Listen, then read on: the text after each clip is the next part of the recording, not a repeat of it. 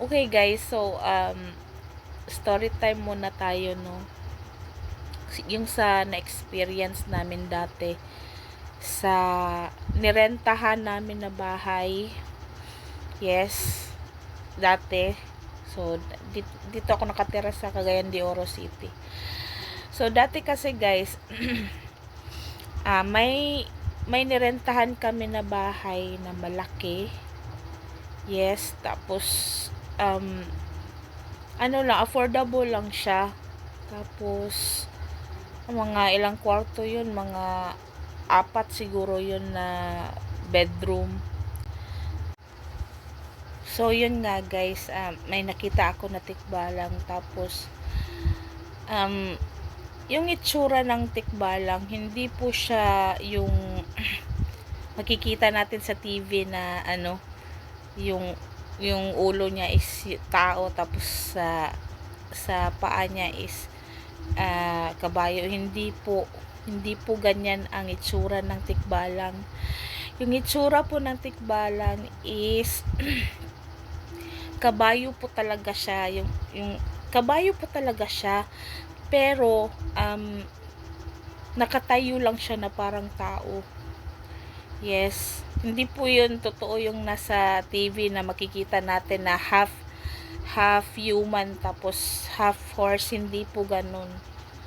So yun nga, so syempre guys, ako lang yung nakakakita, yung husband ko hindi niya alam na tumitingin sa amin yung ano, tikbalang. So binaliwala ko lang kasi nga baka sabihin na naman ng husband ko na tinatakot ko siya, pero naniniwala naman siya sa akin na may nakikita ako na mga ganyan. So yun na nga guys,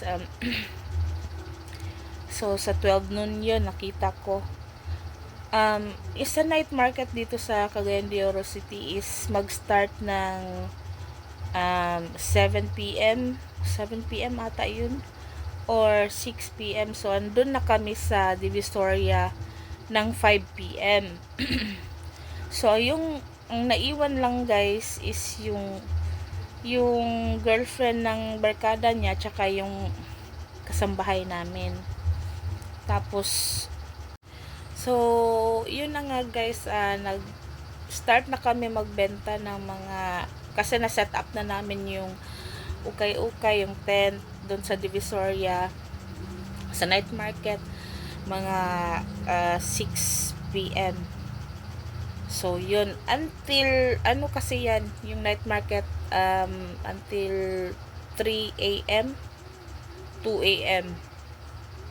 So yun, so nakauwi na kami ng bahay mga 2 a.m. Mga 3 a.m. pala yun, kasi biyahe pa kasi.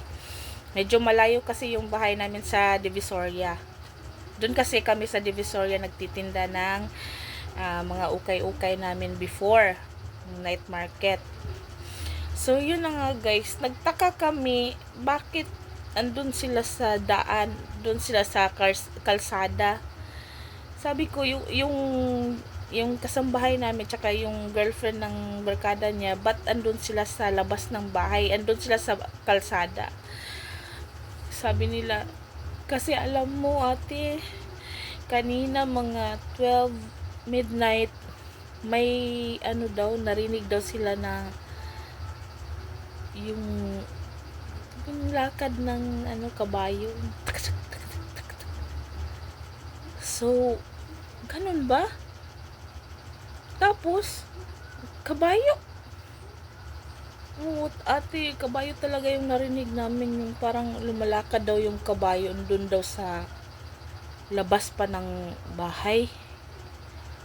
Guys, parang kinikilabutan talaga ako, kasi kung ma-remember ko yun, nakakatakot talaga.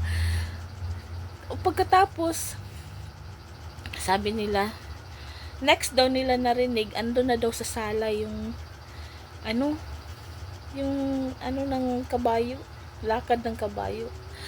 Pagkatapos daw nun guys, doon na daw sa kwarto nila, kasi nga sila lang dalawa yung naiwan doon. may kwarto yung ano, girlfriend ng barkada namin. Tapos may kwarto din yung kasambahay namin. So pumunta yung kasambahay namin doon natulog sa kwarto ng girlfriend ng barkada namin. Kasi natakot nga sila sa bahay. Kasi nakakatakot talaga, guys.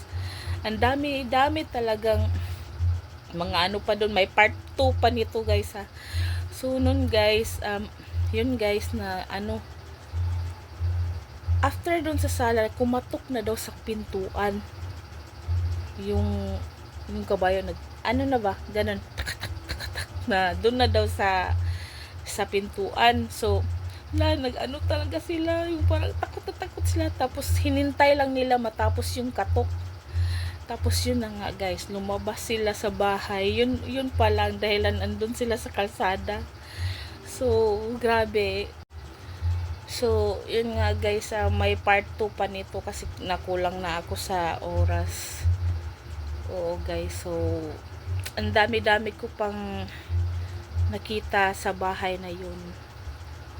Yes. Comment nyo na lang kung gusto po nyo pa marinig yung part 2, kung ano pa yung mga nakita ko dun sa bahay na yun. Okay? Thanks for watching, guys. Yee! Kakatakot.